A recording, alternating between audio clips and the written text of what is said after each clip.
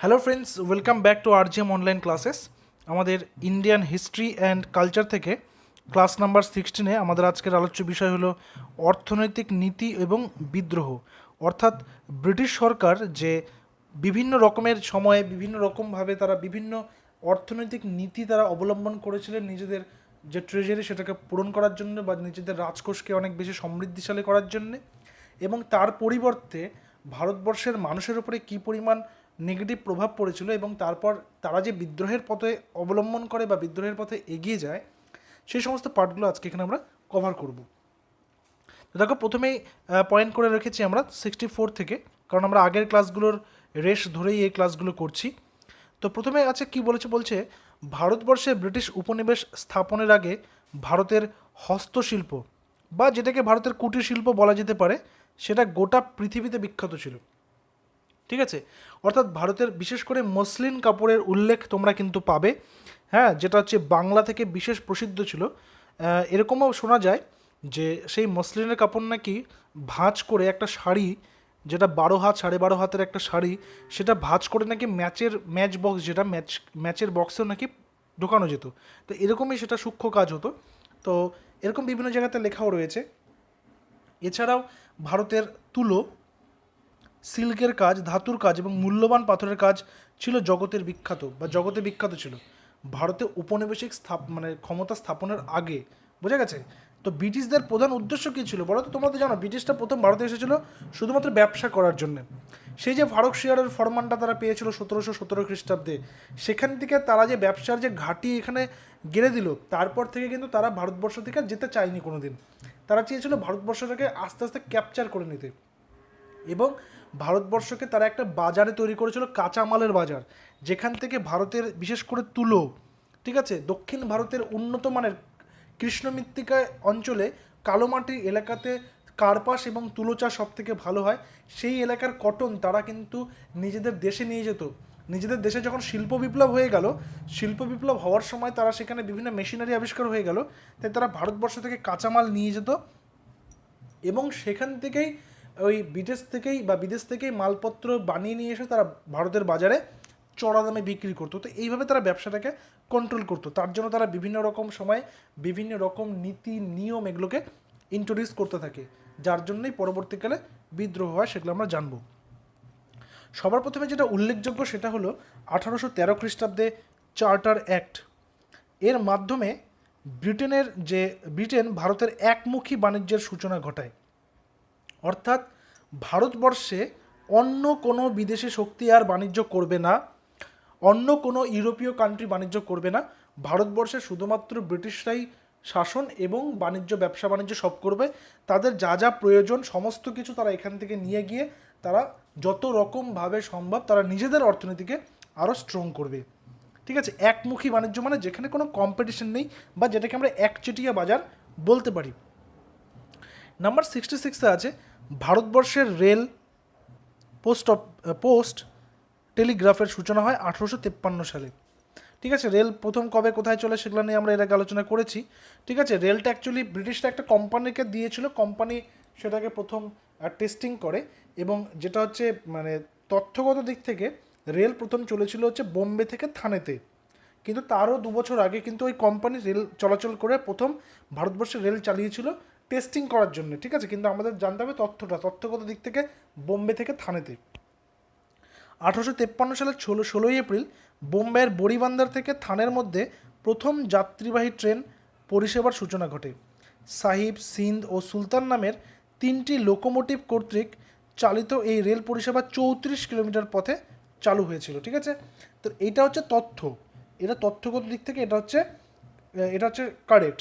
আর 1851 সালে প্রথম ওই সেই কোম্পানিটা রেলের কাজটা ধরেছিল, তারা কিন্তু প্রথম রেলটা চালিয়েছিল। এবং আমরা জানবো যে কিভাবে রেল চলাচল এবং টেলিগ্রাফ ব্যবস্থার জন্য 1857 খ্রিস্টাব্দে যে মহাবিদ্রোহ হয়েছিল আমাদের দেশে, সেটা সাকসেসফুল হয়নি। ব্রিটিশরা কিভাবে এই রেল এবং টেলিগ্রাফের মাধ্যমে সেই বিদ্রোহটাকে দমন করতে পেরেছিল সেটা আমরাও আজকে জানব। নেক্সটে রয়েছে ব্রিটিশরা ভারতের আধুনিক ব্যাংকিং পদ্ধতি চালু করে। আধুনিক ব্যাংকিং পদ্ধতি এর পাশাপাশি তারা আওয়াধ কমার্শিয়াল ব্যাংকের দ্বারা 1881 খ্রিস্টাব্দে সেটা কিন্তু তারা কী করে সূচনা করে। ভারতের মাটিতে তৈরি প্রথম শিল্প কারখানা হচ্ছে tata iron and steel company, 1907 খ্রিস্টাব্দে। কে করেছিল? জামশেদজি টাটা, তাই না? আজকে তার পরবর্তী জেনারেশন যে রয়েছেন, যে রতন টাটা যিনি রয়েছেন, তিনি কি করছেন, তিনি বলেছেন 2025 সালের মধ্যে, যেহেতু মানে পেট্রোপণ্যের দাম রেগুলার বাড়ছে, তাই 2025 সালের মধ্যে তিনি ব্যাটারি চালিত কিছু ওই গাড়ি এবং হচ্ছে কিছু ওই 4 হুইলার গাড়ি তিনি কিন্তু বাজারে ছাড়বেন। নেক্সট আসবে নাম্বার 69, বলেছে সম্পদের বহির্গমন তত্ত্বের প্রবক্তা হচ্ছেন দাদাভাই নওরোজি। সম্পদের বহির্গমন, ঠিক আছে, দাদাভাই নওরোজি। সম্পদের বহির্গমন মানে হচ্ছে এই যে ভারতবর্ষের যে সম্পদ, প্রথম কথা হচ্ছে সম্পদের নির্গমন আর সম্পদের বহির্গমনের দুটো কনসেপ্টকে বুঝতে হবে। সম্পদের নির্গমন হচ্ছে ভারতবর্ষ থেকে যখন সমস্ত রকমের কাঁচামাল, অর্থাৎ বিভিন্ন তুলো, বিভিন্ন রকমের কার্পাস, অন্যান্য বিভিন্ন কাঁচামালগুলো যখন বিদেশে চলে যাচ্ছে, সেটাকে বলা হচ্ছে সম্পদের বহির্গমন।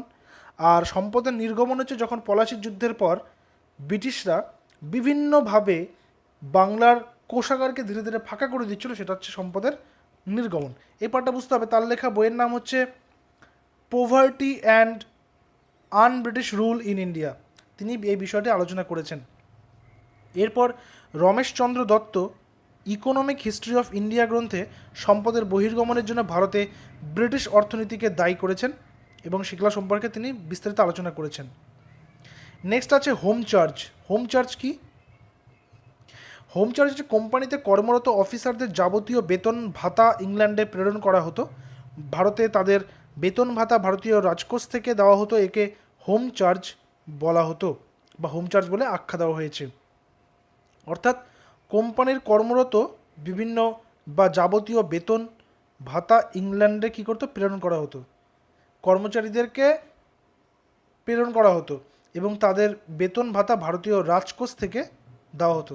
অর্থাৎ ইংল্যান্ডে যারা কাজ করছে, ইংল্যান্ডে যারা কোম্পানির কর্মচারী, তাদের বেতনও ভারতের রাজকোষ থেকে দেওয়া হতো। বোঝা গেছে? অর্থাৎ ভারতের অর্থনীতিকে ধীরে ধীরে তারা কিন্তু আস্তে আস্তে ঘুণের মতন ভিতরে নষ্ট করতে থাকে। বাংলায় নীল বিদ্রোহ হয়েছিল 1859 খ্রিস্টাব্দে। এর পেছনে ইতিহাস রয়েছে। নীল চাষিদের উপর অত্যাচার করা হতো, অর্থাৎ তাদেরকে বাধ্য করা হতো নীল চাষ করার জন্যে।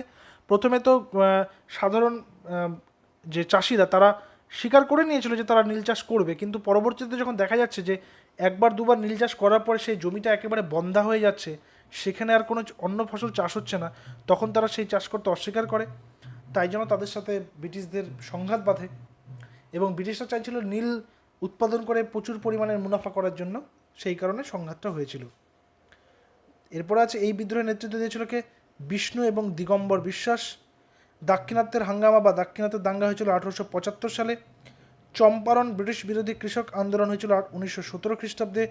এই বিদ্রোহের নেতৃত্ব দিয়েছিলেন মহাত্মা গান্ধী। নেক্সট আসবো, এখান থেকে মহাত্মা গান্ধীর কিন্তু ওই যে সত্যাগ্রহ এবং অহিংসা, এই যে কনসেপ্ট দুটো, এই কনসেপ্ট দুটো জন্ম নেয়। অহিংসা মানে হচ্ছে কোনোরকমভাবে ভায়োলেন্স না করা, আর সত্যাগ্রহ মানে সবসময় সত্যের পথে চলা, সত্যের প্রতি আগ্রহ রাখা। ঠিক আছে? নেক্সটে আছে কেরলের মোপালা বিদ্রোহ হয়েছিল 1921 খ্রিস্টাব্দে। এই বিদ্রোহের নেতা ছিলেন সঈদ আলী ও সঈদ ফাজি। এরপর আছে মহারাষ্ট্রের রামোজি বিদ্রোহ হয়েছিল 1879 খ্রিস্টাব্দে এবং এই বিদ্রোহের নেতৃত্ব দিয়েছিলেন বাসুদেব বলবন্ত ফারকে। ঠিক আছে? তারপরে কি রয়েছে? তারপরে রয়েছে দক্ষিণ ভারতের অরণ্য সত্যাগ্রহ হয়েছিল 1931 খ্রিস্টাব্দে এবং এখানে কে নেতৃত্ব দিয়েছিলেন? এন.ভি. রামানাইডু এবং এন.জি. রাঙ্গা। এ লাল করে দেওয়া রয়েছে নেতৃবর্গের তাদের নাম। ঠিক আছে? তো এরপরে আমরা আসবো 78-এ বলেছে 1798 খ্রিস্টাব্দে চুয়ার বিদ্রোহ ঘটেছিল। চুয়ার বিদ্রোহটা বেসিক্যালি দুটা ভাগে হয়েছিল, প্রথম একবার, তারপরে দ্বিতীয় আরেকবার হয়েছিল। এগুলো বেশিরভাগ সমস্ত উপজাতি বিদ্রোহের নাম। একটা এলাকা ছিল হচ্ছে বাংলার বাঁকুড়া, মেদিনীপুর এবং জঙ্গলমহল। ঠিক আছে? এই বিদ্রোহের নেতা ছিলেন দুর্জন সিং এবং এই বিদ্রোহের কারণ ছিল দুর্ভিক্ষ, কর বলতে ট্যাক্সের কথা বলছে, কর বৃদ্ধি, ট্যাক্সের বেশি পরিমাণ ট্যাক্স, আর নিপীড়ক চাহিদা, অর্থাৎ ব্রিটিশদের চাহিদা দিনের পর দিন বেড়েই যাচ্ছিলো, অন্যের চাহিদা বেড়ে যাচ্ছিলো, সেই কারণে তারা কিন্তু ব্রিটিশদের বিরুদ্ধে বিদ্রোহ করে। এরপর আসবে নাম্বার 79 বলেছে 1774 থেকে 1779 খ্রিস্টাব্দে ছত্তিশগড়ে হলবা বিদ্রোহ ঘটেছিল ব্রিটিশ এবং মারাঠাদের বিরুদ্ধে। এবং 1817 খ্রিস্টাব্দ থেকে 1819 খ্রিস্টাব্দে সেবারামের নেতৃত্বে ভিল বিদ্রোহ হয়েছিল পশ্চিমঘাট অঞ্চলে অঘোরীদের বিরোধিতায়। ঠিক আছে।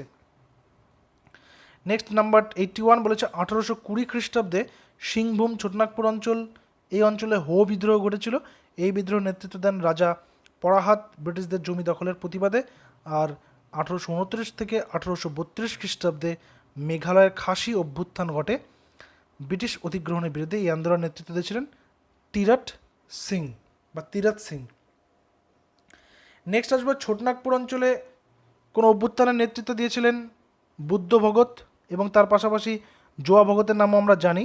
বুদ্ধ ভগত এবং জোয়া ভগত, সেটা সময় ছিল 1831 থেকে 1832, এবং 1899 থেকে 1900 সালে ঝাড়খণ্ডে মুন্ডা এবং উলগুলান বিদ্রোহের সূচনা ঘটেছিল।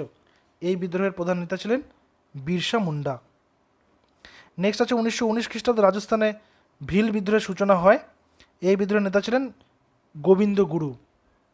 আর 1914 খ্রিস্টাব্দে ছোটনাগপুর অঞ্চলে ওরাও, ঠিক আছে, ওরাও বা যেটাকে ওরাও বলা হয়ে থাকে, ওরাও বিদ্রোহের অভ্যুত্থান ঘটে।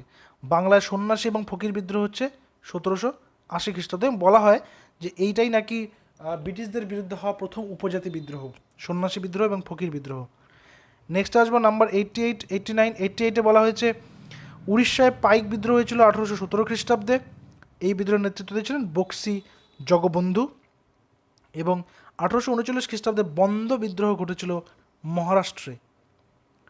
নেক্সট নাম্বার 90, অর্থাৎ আজকের ক্লাসের এটা শেষ প্রশ্ন। ভারতের কুর্নুল, যেটা রয়েছে কোথায়, দক্ষিণ ভারতে রয়েছে, অন্ধ্রপ্রদেশ। কুর্নুলে হয়েছিল পলিগার আন্দোলন বা পলিগার বিদ্রোহ। এটা হয়েছিল 1846 খ্রিস্টাব্দে। ঠিক আছে, যার নেতৃত্ব দিয়েছিলেন নরসিংহ রেড্ডি।